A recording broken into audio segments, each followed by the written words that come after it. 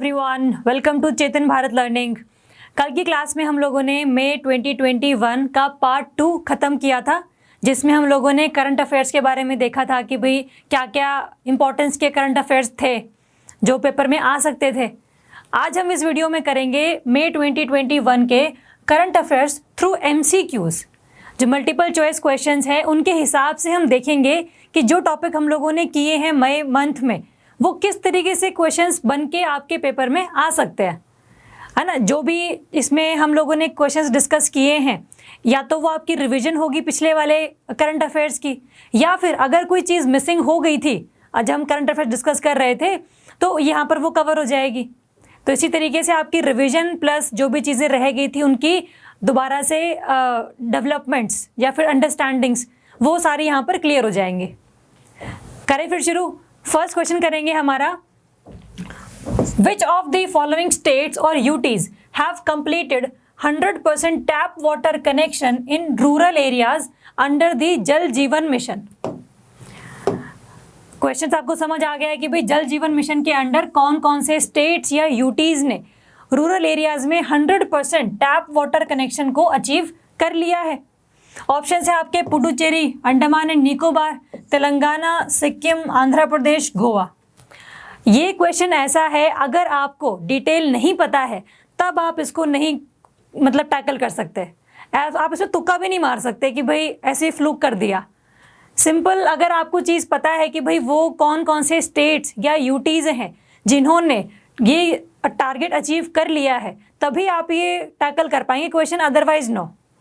तो अगर हम देखें जल जीवन मिशन अभी जो न्यूज़ में था which was of rural nature, इसमें Puducherry became the 4th state और UT. Puducherry became the 4th, तो जो पहले 3 थे they were Andaman and Nicobar, Telangana and Goa. 1, 2, 3 and 6 ये 4 स्टेट्स हैं जिन्होंने इस टारगेट को अचीव किया है। हम देखें किस ऑप्शन में है ये 1, 2, 3 एंड 6, ऑप्शन डी। तो ये क्वेश्चंस ना ऐसे होते हैं जहां पर आपको 50-50 भी नहीं हो सकता। अगर आपको 2 पता है कि भी पुडुचेरी न्यूज़ में था, चलो वो पता है, तो पुडुचेरी भी 1 ऑप्शन आपके 3 ऑप्शंस में है, तो वो भी चीज़ें सिर्फ एक ही एलिमिनेट हो रहा है। तो इस वजह से जो जल जीवन मिशन है इसके रिगार्डिंग जो भी चीज़ आपकी न्यूज़ में आएगी वो आपको पता होनी चाहिए।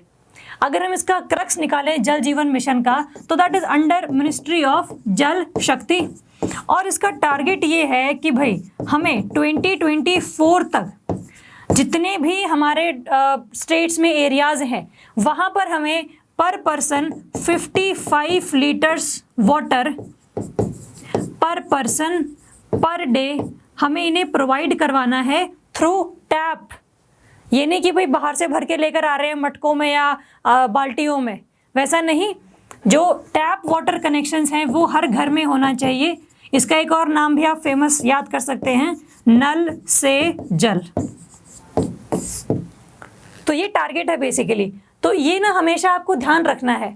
और इसके अंदर और भी काफ़ी चीज़ें हैं, जैसे हम लोग ग्राउंड वाटर रिचार्ज की बात करते हैं, रेन वाटर हार्वेस्टिंग की बात करते हैं, कम्युनिटी बेस्ड पार्टिसिपेशन की बात करते हैं। तो वो सारी चीज़ें भी जहाँ पर पूरा का पूरा कंजर्वेशन ऑफ वाटर के लिए ज़रूरी है वो चीज़ यहाँ पर आएगी ही आएगी। तो इसलिए MCQs आपको इस तरीके से तैयार करने हैं कि भाई आपकी रिवीजन भी हो और जो डेटा आपको पता है आप वो रिवाइज कर सको। आप उसको पेपर में बैठ के ये ना हो कि यार ये पढ़ा तो था बट ये अभी याद नहीं आ रहा। तो याद ही तभी आएगा जब आप इसकी बार बार रिवीजन कर रहे हैं। आपने एक बार करंट अफेयर्स के थ्रू पढ़ लिया इसको और एक बार आपने इसका MCQ टैकल कर लिया, तो ये चीज़ कभी भी नहीं भूलेगी आपको। तो आपने 4 स्टेट्स ध्यान में रखने हैं, 4 UT states, Puducherry, Andaman and Nicobar, Telangana and Goa. ये 4 बस रट्टे मार लेने हैं कि पेपर में अगर आ जाए तो पता हो हमें।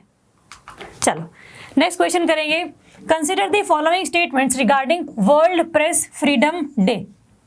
हमें पता है जो भी इंपॉर्टेंट डे होता है वो हमने डिस्कस किया है। अगर हम ऑप्शंस देखें, the world press freedom day is annual celebration of press freedom observed on 3rd May every year.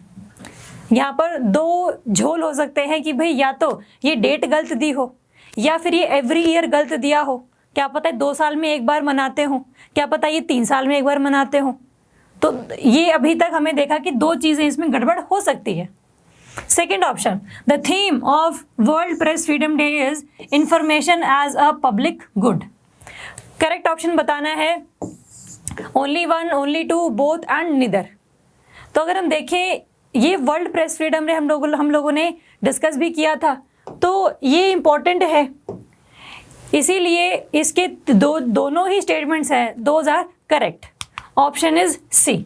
ये 3 मई को मनाया जाता है हर साल और इसकी information is the public good, जिसमें हमने ये डिस्कस किया था कि इंफॉर्मेशन जो है हर किसी को अवेलेबल होनी चाहिए विदाउट एनी डिस्क्रिमिनेशन, कि कोई gender wise, caste wise, religion wise information उनको प्राप्त होनी चाहिए, चाहे वो इंफॉर्मेशन पॉलिटिकल सिस्टम की हो, चाहे वो इंफॉर्मेशन सोशल स्फीयर की हो, एनीथिंग। तो press freedom is the kind of 4th pillar of democracy other than legislature, executive and judiciary. तो इसको इंश्योर करना तो सभी की रिस्पॉन्सिबिलिटी एक तरीके से। तो इसीलिए जो भी ये डे है ये आप ध्यान रखेंगे, इसकी जो भी थीम आई होगी वो ध्यान रखेंगे। क्लियर है? तो ऑप्शन है आपका सी।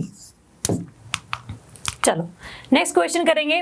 Consider the following statements regarding MIDH, mission for integrated development of horticulture. ये एक मिशन है जो national mission on sustainable agriculture के अंडर इसको हम लोग इम्प्लीमेंट करते हैं। देखते हैं इसके बारे में statements. MIDH is a centrally sponsored scheme for the holistic growth of horticulture sector. Centrally sponsored scheme है कि भाई थोड़ा बहुत पैसा जो है सरकार, सेंट्रल गवर्नमेंट भी देगी और स्टेट गवर्नमेंट भी लगाएगी। Okay. Second option, under MIDH government of India contributes 60% of total outlay for developmental programmes in all the states and state government give rest of the 40%। जहां पर भी जिस स्टेटमेंट में ऑल आ जाए, all the states, only this state या always this state, वो statement बड़ी ध्यान से पढ़ना। तो ये इस पर हल्का सा हम ध्यान रखेंगे। Third option, the ministry of agriculture and farmers welfare is the implementing ministry. Options 1 and 2, 2 and 3, 1 and 3, all of the above. 4 options हैं आपके पास। तो देखो ये स्टेटमेंट तो बिल्कुल सही है आपकी, क्योंकि हॉर्टिकल्चर की हम बात करते हैं जब, तो कई सारे स्टेट्स में अलग अलग स्कीम्स रिस्पॉन्सिबल हैं इनके लिए। तो ये सेंट्रली स्पॉन्सर्ड स्कीम है, तो यहाँ पर जो सरकार का है पैसा भी लगेगा, सेंट्रल गवर्नमेंट का भी लगेगा और स्टेट गवर्नमेंट का भी लगेगा। तो ये सही दिया हुआ है, 60-40 रेशो है, but it is not all the states. ये सिर्फ उन स्टेट्स में है जो other than Himalayan states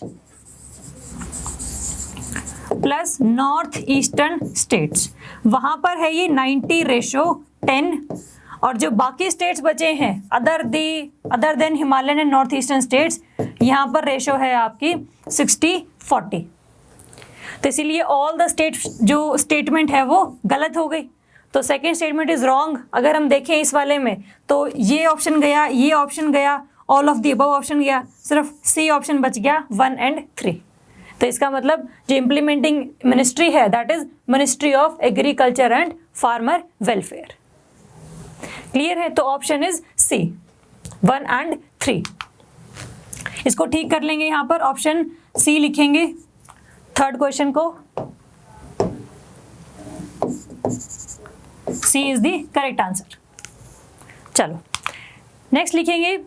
next question है आपका, migration and development brief report is released by which organisation. ये रिपोर्ट है आपकी माइग्रेशन एंड डेवलपमेंट ब्रीफ। जो भी माइग्रेशन के रिगार्डिंग रिपोर्ट रिलीज होती है, आपने ध्यान रखना है कि एक तो ये रेमिटेंसेस के लिए है कि भाई जो भी जिस स्टेट के लोग आगे गए हुए हैं किसी और नेशन में, तो वो वहाँ से कितना पैसा भेजते हैं। तो ये है आपका रेमिटेंसेस के बारे में ये रिपोर्ट है, जो लोग माइग्रेट कर गए हैं टू दी अदर कंट्रीज। तो ऑप्शन है आपके पास, ये रिपोर्ट रिलीज करने वाली वर्ल्ड बैंक हो सकती है, IMF हो सकती है, यूनेस्को या फिर एशियन डेवलपमेंट बैंक। आप ध्यान रखेंगे माइग्रेशन और डेवलपमेंट के रिगार्डिंग जितनी भी रिपोर्ट्स होंगी that is launched by the world bank. और अगर हम उसका जो आंसर है that is A answer, solution is a. अगर मैं इस रिपोर्ट की बात करूं तो इस रिपोर्ट का हल्का सा हम क्रक्स देख लेते हैं कि भाई ये जो रिपोर्ट है इसने ये बोला कि पूरे वर्ल्ड में सिर्फ इंडिया एक ऐसा कंट्री है जो टॉप पोजीशन पर है कि even after the corona pandemic India में बाहर से आने वाला जो रेमिटेंस है वो कम नहीं हुआ है, कम हुआ है बट जस्ट ओनली बाय 0.2%। तो इसीलिए इंडिया अभी भी टॉप पोजीशन पर बना हुआ है। तो India is at the first position in gaining the remittances और इंडिया के बाद है आपका चाइना, चाइना सेकंड नंबर पर है। और अगर हम देखें किस कंट्री से ज़्यादा रेमिटेंस गया है, ये तो आए है वाली कंट्री है इंडिया चाइना। अगर हम उसकी रेमिटेंस आउटफ्लो की बात करें तो दैट इज यूएसए। यूएसए से ज़्यादा पैसा किसी और कंट्रीज में गया है। इसका मतलब USA is a kind of country जहाँ पर सभी लोग आकर बसना पसंद करते हैं और वहाँ पर काम करना पसंद करते हैं, तो तभी तो ज़्यादा पैसा इस कंट्री से बाकी और कंट्रीज़ में गया है। तो ये काफ़ी इसके बारे में ध्यान रखने वाली बात है। दूसरी ध्यान रखने वाली बात ये है कि भाई जो इंडिया का गुजरात स्टेट है, पूरे इंडिया में सबसे ज़्यादा वहाँ पर रेमिटेंसेस आए हैं as compared to other states. तो Gujarat is at the first number जहाँ पर रेमिटेंसेस ज़्यादा हम लोगों ने प्राप्त किए हैं। तो ये 3 फैक्ट्स हैं हल्के से जो आपको ध्यान रखने हैं कि इस रिपोर्ट के बारे में। पहली बात तो रिपोर्ट किसने पब्लिश करी है और साथ में ये थोड़े बहुत पॉइंट्स क्लियर है, रहेगा याद। तो इस तरीके से आपकी रिवीजन हो रही है बार बार। आपका काम बस ये है कि भाई जब मैंने क्वेश्चन आपको दिखाया है तो आपने एक बार वीडियो पॉज करके उस क्वेश्चन को अटेम्प्ट करना है और फिर ये देखना है कि आपने जो एनालिसिस करा है क्वेश्चन का क्या वो सही है, आपने जो अप्रोच अपनाई है क्या वो सही अप्रोच थी। तो इस तरीके से आपको हर क्वेश्चन के बारे में फिर कमियां पता लग जाएंगी कि भाई इसमें क्या चीज़ ध्यान रखने वाली है और क्या चीज़ नॉर्मल है, ये तो होनी ही होनी है। क्लियर है। चलो next question, consider the following statements regarding Osiris Rex. Osiris Rex एक मिशन है नासा का। अगर हम देखें it is a collaboration between NASA and JAXA. NASA is of USA, JAXA is of Japan space agency, ठीक है। Second, it is to study Bennu the comet. Which of the above statement is correct. Correct पूछी है आपसे 1 only, 2 only, both 1 and 2, neither 1 nor 2। तो पहली बात तो जो ओसिरिस रेक्स है that is only the mission of NASA, it is the mission of NASA. हम देखते हैं कि इसमें पूछा क्या है, विच of the following statement is correct ना। तो करेक्ट इनमें से कोई भी नहीं है डी, बिकॉज पहली स्टेटमेंट रॉन्ग है। ये सिर्फ और सिर्फ नासा का ही एक मिशन है। और दूसरी बात, ये जो मिशन है ये भले ही बेनू नाम के ऑब्जेक्ट को स्टडी कर रहा है, बट जो बेनू है it is not a comet, it is an asteroid. Asteroid which lies between the Mars and Jupiter planets, this is the belt. यहाँ पर काफ़ी सारे आपके जो एस्टेरॉइड्स हैं वो मिलते हैं। तो यहाँ पर भी ये बेनू एस्टेरॉइड को स्टडी करने के लिए ओसिरिस रेक्स नाम का मिशन लॉन्च किया गया था। और ये न्यूज़ में इसलिए है क्योंकि अभी रिसेंटली मई मंथ में ही ये उस एस्टेरॉइड से, अगर ये एस्टेरॉइड यहाँ पर है हम मान लेते हैं, तो ओसिरिस रेक्स का काम ये था कि भाई ये अर्थ से जाके इस एस्टेरॉइड पर लैंड करेगा।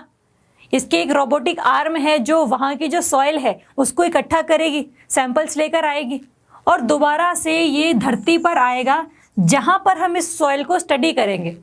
हम ये देखेंगे कि भाई इस सॉइल में क्या कंटेंट है, क्या इसमें कार्बन ज़्यादा है, क्या इसमें आयरन ज़्यादा है। तो उस हिसाब से हम ये पता लगाएंगे कि भाई जो अर्थ और जो एस्टेरॉइड्स हैं इनके बीच का क्या रिलेशनशिप है। क्योंकि हमें ये पता है जो पूरा यूनिवर्स है that is made up of single point. Big bang theory में एक ही पॉइंट का ब्लास्ट हुआ था और सब चीज़ें वहीं से ही निकली हैं। तो that is a kind of common origin. तो अगर हम एस्टेरॉइड को स्टडी कर पाए तो we can have the look of evolution of earth. और एवोल्यूशन ऑफ यूनिवर्स। तो इसीलिए हम लोग ना कई सारे एस्ट्रॉइड्स, प्लैनेट्स, इनको स्टडी करने के लिए काफ़ी काम कर रहे हैं। अच्छा, न्यूज़ में ये इसलिए था क्योंकि अभी मई मंथ में अब ओसिरिस रेक्स ने इस एस्ट्रॉइड से उड़ान भर ली है और ये 2023 तक अर्थ पर आने के इसके चांसेस हैं कि 2 साल में जर्नी पूरी कर लेगा और ये अर्थ पर आकर सॉइल्स को हमें प्रोवाइड कर देगा ताकि हम इसको यहाँ पे स्टडी कर सकें। क्लियर है? तो ये पूरा का पूरा मिशन है नासा का बेनू एस्ट्रॉइड को स्टडी करने के लिए, to know the evolution of universe.